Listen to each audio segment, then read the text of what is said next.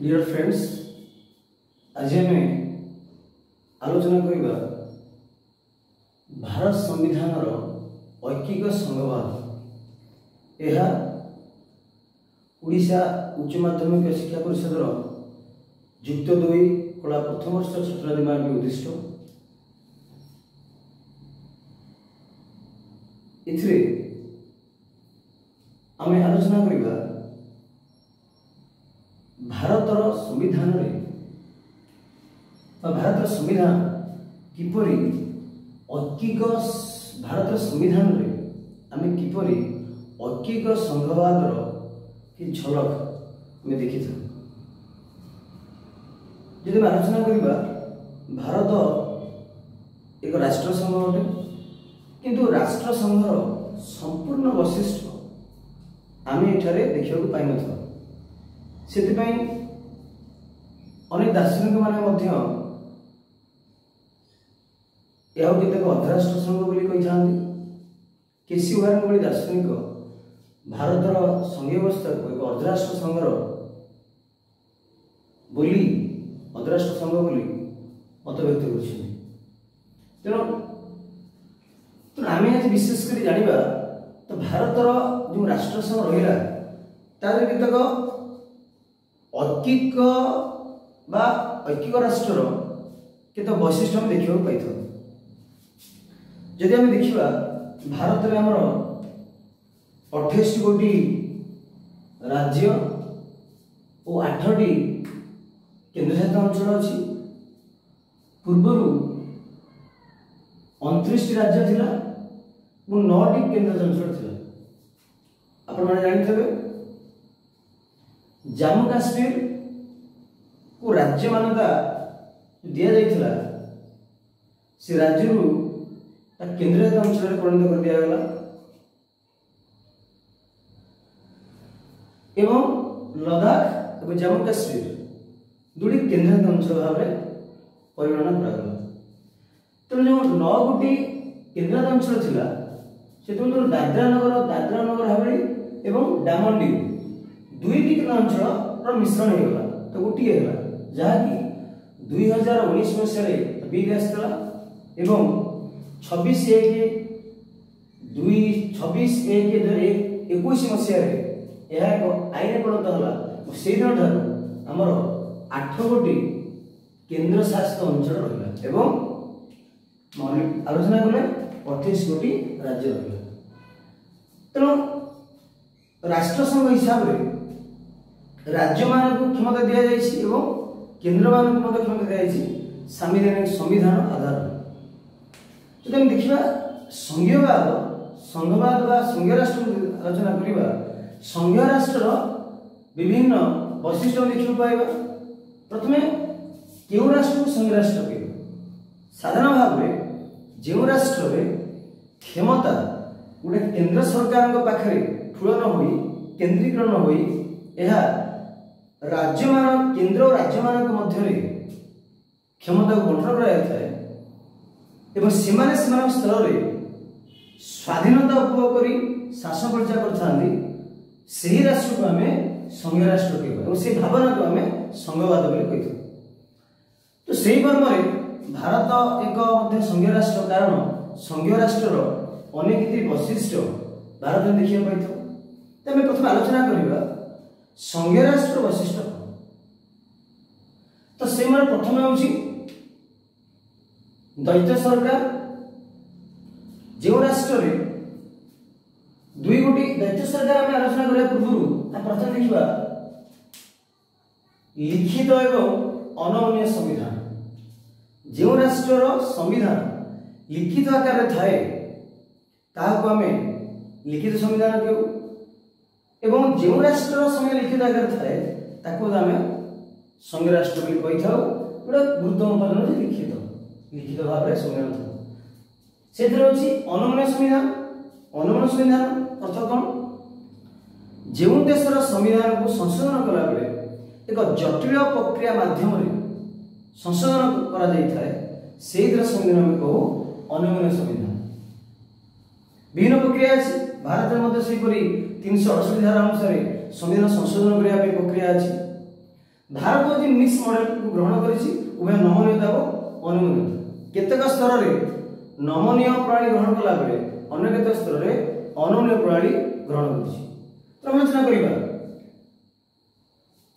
द्वितीय होछि दैत्य सरकार दैत्य सरकार अर्थ होछि जो राष्ट्र रे केंद्र सरकार और राज्य रे राज्य सरकार थबो से राष्ट्र को आमे संघीय राष्ट्र बोली आमे विवेचना करिबा भारत रे मध्य संघीय सरकार अछि दैत्य सरकार देखियो पाइथो केंद्र रे केंद्र सरकार और राज्य रे राज्य सरकार इमे सेमाने सेमानक परिसर मध्य रे स्वाधीन भाव रे शासन परिचालन करथान द्वितीय क्षमता बंटन ए जो उभय सरकार रहिले केंद्र रे केंद्र सरकार और राज्य रे राज्य सरकार रहिले सेमानक मध्य रे संवैधानिक उपाय रे क्षमता बंटन करा जायछि जब हम क्षमता बंटन आलोचना करिबा त देखिबा ए जो केंद्र राज्य मध्य रे तीनोटी आधार रे क्षमता बंटन करा जायछि किबा तीनोटी आधार तीनोटी संपर्क मुख्य रहिछि एक व्यवस्थापिक संपर्क दुई प्रशासनिक संपर्क तीन रे आर्थिक संपर्क जब हम व्यवस्थापिक संपर्क को जीवा व्यवस्था संपर्क रे 245 से 255 धारा मध्य रे या वर्णन करा जायछि एवं 246 रे वर्णन करा जायछि संविधान सप्तम अनुसूची रे तीनोटी तालिका अछि केंद्र तालिका युग्म तालिका एवं राज्य तालिका केंद्र तालिका थिबा विषयवस्तु पर जाय वर्तमान 100 विषयवस्तु अछि केंद्र तालिका थिबा विषयवस्तु पर केंद्र व्यवस्थापिक आईन प्रणाली कला बेले राज्य तालिकाभुक्त विषयवस्तु पर जहा कि वर्तमान 61 विषयवस्तु अछि ताहा राज्य व्यवस्थापिक आईन प्रणाली करथाय एवं युग्म तालिका जोंठारे कि उभय केंद्र व्यवस्थापिक एवं राज्य व्यवस्थापिक आईन प्रणाली करि बेले ताको युग्म तालिका जहा कि 52 विषयवस्तु अछि वर्तमान समय अछि तेणु आउ जो अवगित क्षमता रही गला से क्षमता उपरे केंद्र सरकार भारत में आईन प्रणयन करुछि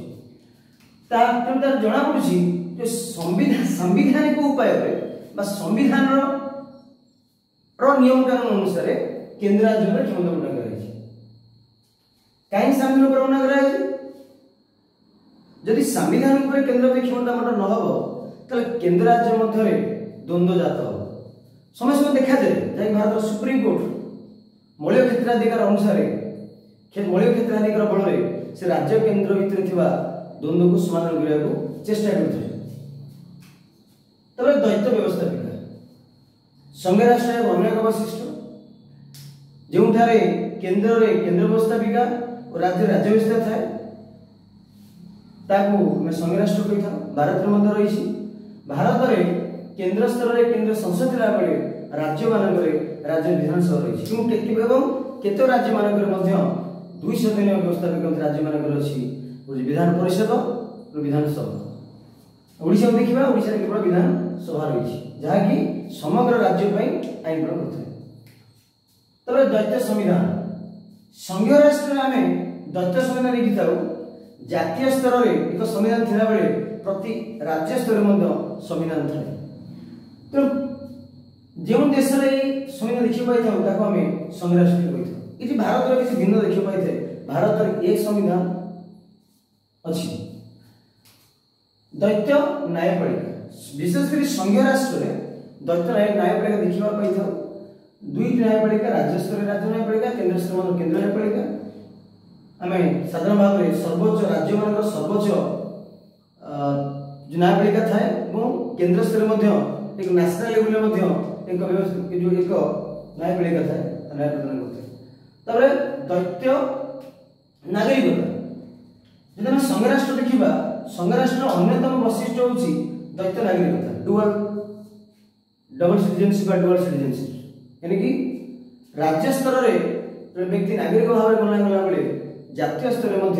नागरिक भाव में गणना करा जाए जहाँकि हम अमेरिका देखा पाई यही सब रहा आमर संघीय राष्ट्र लक्षण तो यही संघीय राष्ट्र लक्षण यदि आम आलोचना करवा तो जापर भारतर जो संघीय व्यवस्था केउ वैशिष्ट संघीय व्यवस्था अच्छी एवं केते गुड़िए वैशिष्ट संघीय व्यवस्था ना तेणु भारत संविधान को जो आम आलोचना करवा देखा भारतर जदि ऐकिक राष्ट्र दृष्टिभंगी आम भारत संविधान को आलोचना करवा ऐकिक राष्ट्र अनेक किसी वैशिष्ट आम देखा पाई भारत संघीय व्यवस्था आपको कह जाए ऐकिक राष्ट्र लक्षण भारत में देखा पाई से कौन कौन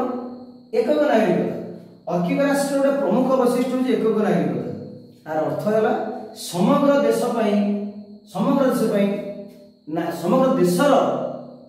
समग्र देश आज होल आपण एक नागरिक जहाँकि अमेरिका द्वैत नागरिक देखा जाए कि भारत में एक नागरिक देखा जाए जहाँकि ऐकिक राष्ट्र संघर एक गुरुत्वपूर्ण वैशिष्ट आम संविधान में अच्छी द्वितीय